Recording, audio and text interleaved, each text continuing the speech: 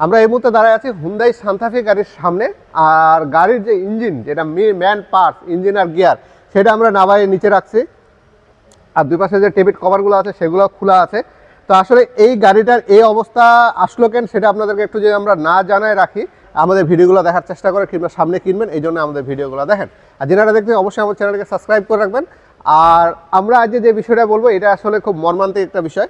গাড়িটা খুব সুন্দর রানিং চলতো এবং গাড়িটার ইঞ্জিন আর গিয়ারটা যে আজ থেকে 4 বছর আগে আমরা এটা চেঞ্জ করে দিয়েছিলাম, এখন পর্যন্ত কোনো রকমের আমরা সমস্যা পাই নাই।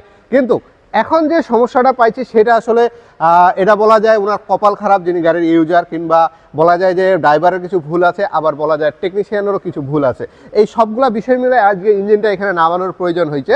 তো এই গাড়ির যে ইঞ্জিনটা আছে, সুন্দর গাড়ি রানিং চলতেছিল, অন্য প্রবলেমের কারণে আমাদের এখানে নিয়ে আসতেছিল।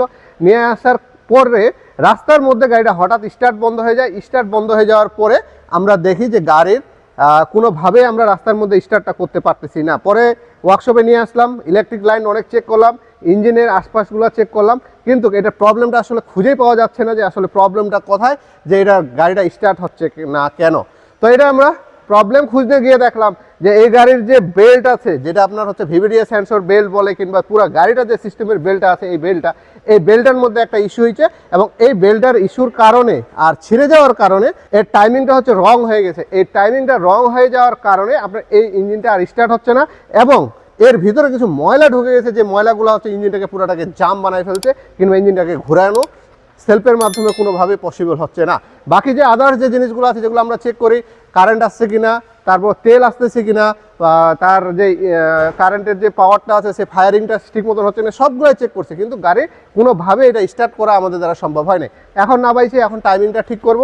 ঠিক করার পরে আমরা এই ইঞ্জিনটা আমরা গাড়িতে আবার লাগাবো। লাগানোর পরে আশা করি এর যে সমস্যাগুলো আমরা পাইছি সবগুলো সমাধান হয়ে যাবে। আমাদের গাড়ি যেহেতু বেল্টের মাধ্যমে চলে, যেগুলো নন হাইব্রিড গাড়ি আছে এগুলো বেশিরভাগ এরকম একটা রাবার বেল্টের মাধ্যমে চলে। এই যে বেল্টটা দেখতেছেন, এই বেল্টটাকে যদি আমরা প্রতি বছর যদি আমরা ভালোভাবে একটা ভালো ওয়ার্কশপে, কিংবা আপনার যে ওয়ার্কশপে আপনি কাজ করেন সেই ওয়ার্কশপে যদি আপনি এটা দেখান যে আসলে কোনো রকমের প্রবলেম আছে কিনা, তার টেম্পার নষ্ট হয়েছে কিনা, কিংবা কোনো সাইডে ছিঁড়া ভাব হয়েছে কিনা, এরকম যদি কোনো ইস্যু পান কিংবা ইস্যু থাকে, সেক্ষেত্রে আপনার এই বেল্টটা চেঞ্জ করে নেবেন। সেক্ষেত্রে আপনাদের গাড়ির যে এই যে গাড়ির ইঞ্জিন নামানো আবার উঠানো, কিংবা ইঞ্জিন নষ্ট হয়ে যাওয়ার সম্ভাবনা, টাইমিংয়ের কারণে ইঞ্জিন অনেক সময় দেখছি আমরা পিস্টন সব ভাঙে যায় ভিতরে, কারণ পিস্টনটা যদি টাইমিং ঠিক না থাকে সেটা আপ ডাউনটা খেলবে, যে এটা বেশি পরিমাণে খেলবে, তখন আপনার পিস্টনও প্লাগের সাথে বাড়ি লাগে হচ্ছে ফুটা হয়ে যেতে পারে। আমারই একটা গাড়িতে এরকম সমস্যা হয়েছিল একবার, রং টাইমিংয়ের কারণে একটা ম্যানুয়াল গাড়ির আপনার এই পিস্টন একেবারে পুরো ফাটে গেছিলো কিংবা ফুটা হয়ে গেছিলো, এরকম আমারই একটা গাড়িতে ঘটছিল। তো এরকম অনেকগুলো ইস্যু থাকতে পারে, হতে পারে।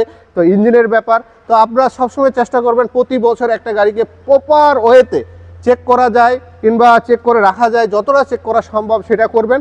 সেক্ষেত্রে আপনাদের গাড়িগুলো অবশ্যই ভালো থাকবে। যেহেতু এখন শীতকাল চলে আসে, শীতকালের সময় আমরা এসিটা কম চালাই নন হাইব্রিড গাড়িগুলা, সেহেতু আপনাদের এসির গ্যাসটা ঠিক আছে কিনা, সার্ভিসিংগুলো ঠিক আছে কিনা, ফিল্টারগুলো ঠিক আছে কিনা, সবগুলো ফ্রি চেক আপ করার জন্য স্পিড অটো কেয়ার আসবেন। আমরা সম্পূর্ণ আপনাদের এগুলো ফ্রি চেক আপ করে দেবো। যদি গ্যাস দেওয়ার প্রয়োজন হয়, সেটা আপনাদের যদি প্রয়োজন লাগে সেক্ষেত্রে আমরা সাজেস্ট করবো, যদি আমাদের কাছে মনে হয় করে নেবেন। আর সেই সাথে হাইব্রিড গাড়ির বিষয়ে যদি আসি, একটু না বললেই নয়, হাইব্রিড গাড়ির ক্ষেত্রে অবশ্যই এসি শীতকালে বন্ধতে চালাবেন না, আর 25 ডিগ্রির উপরে টেম্পারেচারটা নিয়ে যাবেন না। হিটার কোনোভাবে হাইব্রিড গাড়িতে ব্যবহার করবেন না, এটা আমার রিকোয়েস্ট। কারণ হিটার ব্যবহার করলে কিন্তু আপনার ব্যাটারিটা নষ্ট হয়ে যাবে, গরম হয়ে যাবে, ভিতরটাও গরম হলে কিন্তু ব্যাটারি নষ্ট হয়ে যায়। শীতকালে মনে করি যে আমাদের আবহাওয়া ঠান্ডা, ভিতরটাও ঠান্ডা থাকে, এরকম ব্যাপারটা না। ভিতরটা আপনার 25 ডিগ্রির মধ্যে রাখতে হবে, 18 থেকে 25। তো সেই জিনিসটা আপনারা মাথায় রেখে হাইব্রিড গাড়ি চালাবেন, নাহলে কিন্তু ব্যাটারি চেঞ্জের পরিমাণটা আমরা দেখছি আমাদের এই 3-4 বছরের অ্যানালাইসিসে আমরা দেখছি শীতকালে বেশি হাইব্রিড ব্যাটারি নষ্ট হয়, এবং শীতকালে আমরা হচ্ছে হাইব্রিড ব্যাটারি বেশি বিক্রি করি। সবাই ভালো থাকবেন, আমাদের জন্য দোয়া করবেন। ধন্যবাদ।